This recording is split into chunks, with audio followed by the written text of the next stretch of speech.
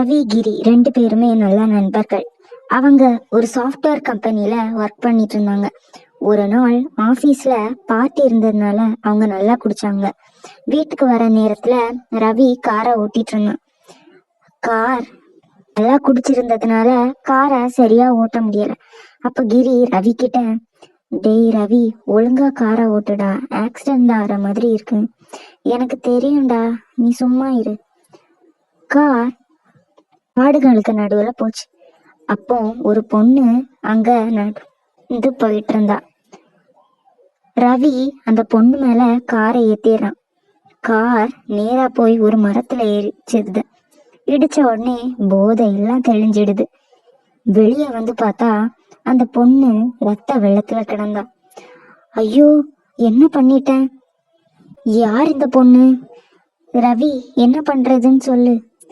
இவளை சீக்கிரமா ஹாஸ்பிட்டலுக்கு கூட்டிட்டு போயிடலாம். சரி. அந்த பொண்ணை 2 பேரும் கார்ல ஏத்திக்கிட்டு ஹாஸ்பிட்டலுக்கு கூட்டிட்டு போயிட்டு இருந்தாங்க. அப்போ கிரிக்கு ஒரு யோசனை தோணுச்சு. ரவி, இங்க கொஞ்சம் காரை நிறுத்து. ஏண்டா? இந்த பொண்ணு நம்ம ஹாஸ்பிட்டல் கூட்டிட்டு போறதுக்குள்ள செத்து போயிடுவா. போலீஸ்க்கு தெரிஞ்சதுன்னா நம்மள வாழ்க்கை பூரா ஜெயில போட்டுருவாங்க. ஆமாடா, நீ சொல்றதும் சரிதான். இங்க எங்கேயாவது புதைச்சிடலாம் அப்படின்னு உயிரோடு இருந்த அந்த பொண்ணை ஒரு இடத்துல புதைச்சிடுறாங்க.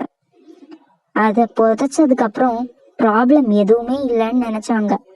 ஆனா உண்மையான ப்ராப்ளம் இதுல இருந்துதான் ஆரம்பிக்குதுன்னு அவங்களுக்கு தெரியல.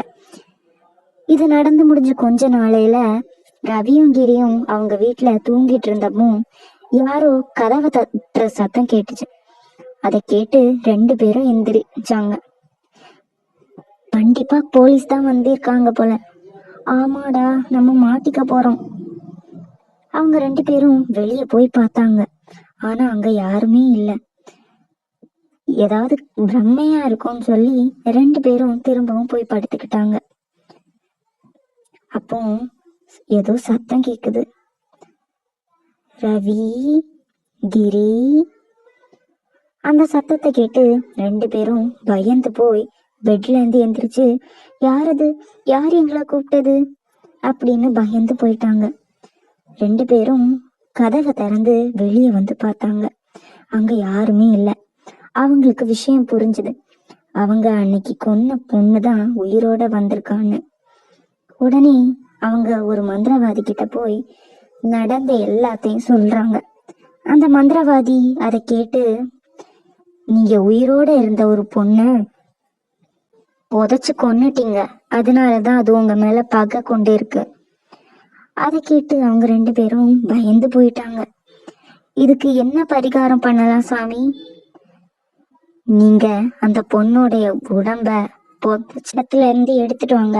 அதை எரிச்சிட்டா அந்த பேயும் அதோட சேர்ந்து எரிஞ்சு போயிடும் அப்படின்னு சொன்னான். அதை கேட்டு அவங்க 2 பேரும் அங்க இருந்து போயிடுறாங்க. அவங்க 2 பேரும் அங்க இருந்து போன உடனே அந்த மந்திரவாதி பேயா மாறிடுறான். அந்த மந்திரவாதி ரூபத்துல இருந்தது அந்த பொண்ணுதான். அவங்க ராத்திரியில அந்த இடத்துல இருந்து அந்த பொண்ணோட உடம்ப தோண்டிட்டு இருந்தாங்க. ஆனா அந்த உடம்பு கிடைக்கவே இல்லை.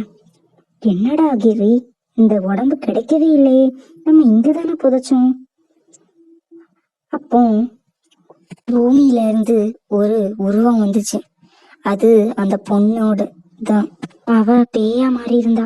அதை பார்த்து அவங்க பயந்து அங்க இருந்து ஓடுறாங்க. ஆனா அவளோட ஜடையை வச்சு அவங்கள பிடிச்சு இழுத்துறா. எங்களை ஒண்ணும் படினாத, நாங்க பண்ணது தப்புதான், எங்களை விட்டுரு. நீங்க 2 பேரும் அனாவசியமா உயிரோட இருந்த என்ன காப்பாத்தாம புதைச்சு கொன்னுட்டீங்க. நான் உங்களை பழி வாங்குவேன் அப்படின்னு அவங்களையும் உயிரோட புதைச்சு கொன்னுடுச்சு. இப்படி அதோட பகைய தீர்த்துச்சு.